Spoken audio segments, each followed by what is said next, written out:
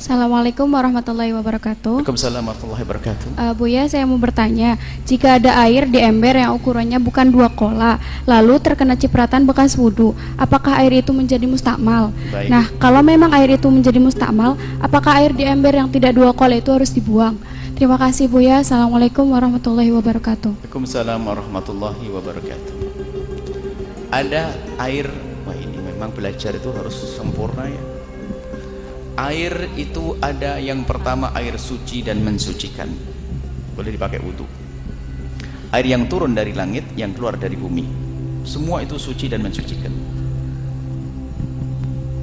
Yang kedua air suci tapi tidak mensucikan.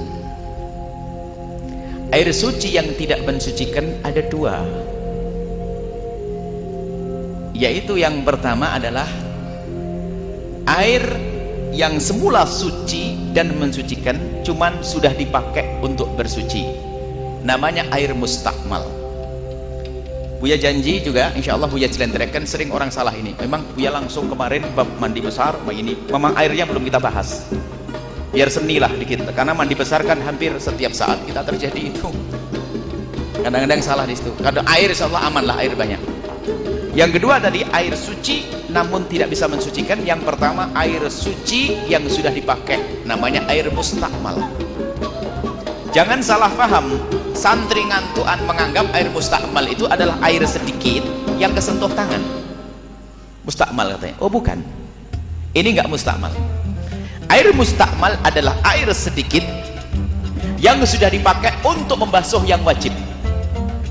Jadi kisah air mustakmal, kalau anda membasuh wajah, basuhan yang pertama yang menetes ini loh mustakmal. Tapi kalau air ini bukan mustakmal nih, ya mustakmal, wong saya tidak wudhu. Mustakmal kan sudah dipakai untuk wudhu. Jadi sering orang salah paham. Dulu kan ada, kita pernah di suatu tempat dimarahi oleh satu orang, padahal dia yang salah, dibentak-bentak lagi saya. Ada bahasa Jawa itu padasan, ya tidak ngerti, tidak ngerti. Yang ngerti padasan itu ada semacam kendi besar yang ada ini ya, bisa ditutup pakai sandal ya gitu. Saya tutup pakai tangan, memang sandalnya belum ada, wah dimarahi. Mustakmal, mustakmal bagaimana? Cuma nutup saja kok mustakmal? Goblok kau. Nggak tahu yang goblok siapa ini. Maklum ngajinya ngantuan, anda aduk dengan kaki pun tidak akan jadi mustakmal itu air, karena anda bukan berbeda. Kalau air sedikit, anda setelah basuh wajah basuh tangan, celupkan basuh tangan, setelah diangkat maka ini masalah mustakmal. Nanti insya Allah Buya jelentrehkan panjang lebar. Jadi ini nggak mustakmal, bisa dipakai wudhu, karena saya tidak berwudhu, ya enggak. Nah, permasalahannya tadi percikan yang pertama airnya mustakmal, tatonya percikannya masuk ke air ember yang sedikit. Bagaimana ini? Jadi itu bukan di ember, bukan air mustakmal. Yang mustakmal percikannya tadi. Di ember tidak disebut air mustakmal, akan tapi mungkin sekali menjadi air yang suci namun tidak mensucikan, jenis kedua. Air mustakmal selesai ya. Air yang suci namun tidak mensucikan, jenis kedua adalah air yang suci bercampur dengan sesuatu yang suci tapi bukan air yang mensucikan. Contoh, air ini bisa dipakai wudhu? Boleh. Kemudian anda kasih kopi pure, air kok suci atau tidak? Tapi tidak anda kasih sirup, nggak bisa. Anda kasih teh, suci atau tidak? Suci namun tidak mensucikan.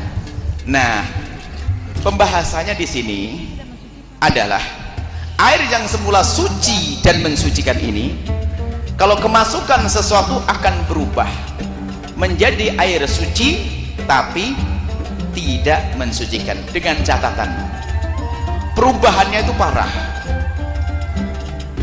Memang kalau belum waktunya agak bikin bingung, ada rentetannya soalnya. Perubahannya itu parah, perubahan benar-benar berubah parah. Maksudnya perubahan parah itu bagaimana? Perubahan parah itu artinya kalau ada orang baru suruh lihat pasti langsung tahu apa yang menjadikan berubah. Tapi kalau hanya saya kasih mungkin saja sak jumput atau seujung kopi, langsung keruh kan? keruh. Cuman kalau dicari orang baru, kalau saya tahu saya yang nyampur kok. Anda ibu, tolong dilihat air apa ini, kok warnanya kayak kopi, kayak teh, apa ya? Dicium nggak ketemu, dirasain nggak ketemu, maka belum berubah. Biarpun warnanya sudah berubah, karena orang yang baru tidak bisa mengenali perubahannya karena apa. Ini maksudnya. Jadi jangan setiap air, misalnya di kamar mandi, airnya suci mensucikan, kemudian kemasukan sabun. Pernah ya, kalau zaman dulu kan baknya bukan pakai keran itu, bak, kemasukan sabun, langsung keruh kan? Bisa dipakai wudu atau tidak? Tidak bisa dipakai wudu kalau perubahannya parah sekali. Lah bagaimana agar kita tahu perubahan parah? Ambil ibu satu bak, satu toples, Anda bawa ke sini. Suruh nanya, Bu, Mbak, Dek, ini berubah karena apa? Nggak tahu apa ya, dicari nggak ketemu. Berarti masih suci dan mensucikan. Kalau langsung sabun, nggak boleh dipakai wudu. Nah, saya akan masuk ke yang dipertanyakan. Baik, percikannya tadi adalah air mustakmal. Artinya yang percik tadi sama hukumnya dengan air degan, sama dengan air mawar, sama dengan minyak wangi, sama dengan tepung. Artinya yang mercik tadi kalau bisa merubah, maka air yang dibak tidak boleh dipakai wudu. Cuman kan warna air yang memercik dan air yang ada di bak kan sama warnanya, ya enggak? Gimana bisa melihat perubahan? Kata ulama, berandai-andai. Kamu kira-kira yang mercik ke bak itu seberapa banyak? Anggap saja ya 2 mili atau 2 mili. Baik, 2 mili kamu ganti dengan sirup sampolai, sirup apalah, sampolai merek atau bukan? Kalau merek tak batalin, dihapus. Sirup Al-Bahjah. Baik, setelah 1 mili Anda masukkan ke bak, kau ternyata merubah, berarti bak tersebut nggak boleh dipakai wudhu lagi. Tapi kalau seandainya dicampur, enggak, masih bisa dipakai wudhu. Akhirnya repot banget ya. Berarti untuk membuatnya cari bak lagi, bak yang baru lagi untuk menghukumi air yang satu. Bak dikasih air, kok repot? Pakai wudhu aja bak yang baru. Nah, makanya kemudian pertanyaan, apakah wajib kita itu berijtihad semacam itu? Enggak wajib. Dalam dugaan saja. Dan dalam perkiraan percikan-percikan kecil itu adalah tidak banyak, nggak akan sampai merubah. Kecuali Anda wudhunya pas, di bawahnya adalah baknya. Nah itu, kalau percikan sebelah nggak kecil. Kecuali Anda wudhu langsung Anda tuangkan di bak, itu akan merubah.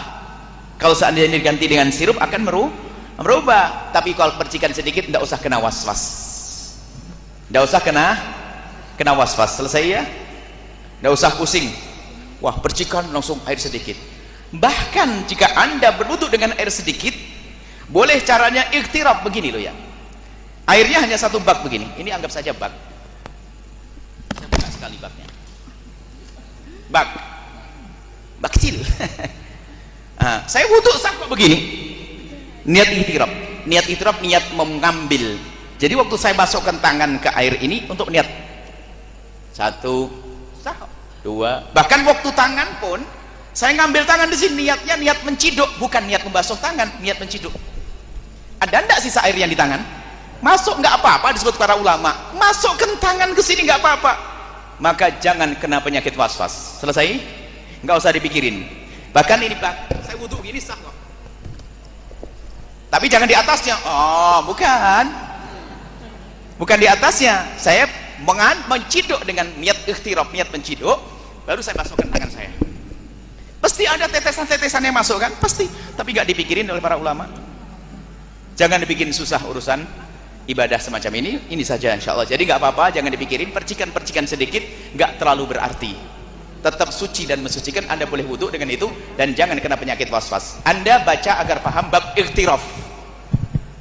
Bab ikhtirab, bab menciduk air waktu berwudu di air yang wadahnya kecil, nggak harus mengalir begini. Boleh kok, jadi dari bak boleh. Pegang kan? Nggak bisa disakui. Pegang. Saya begini boleh.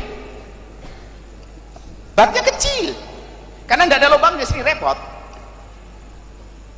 Kedatangan gini, ada tetesannya, nggak ada masalah. Para ulama nggak pernah membahas kok. Madhab Syafi'i, saya tidak bicara madhab lain, madhab Syafi'i. Maka jangan kena ustadz was-was. Ustadz was-was yang bikin pusing sama orang. Selesai ya, wallah alam bisawab.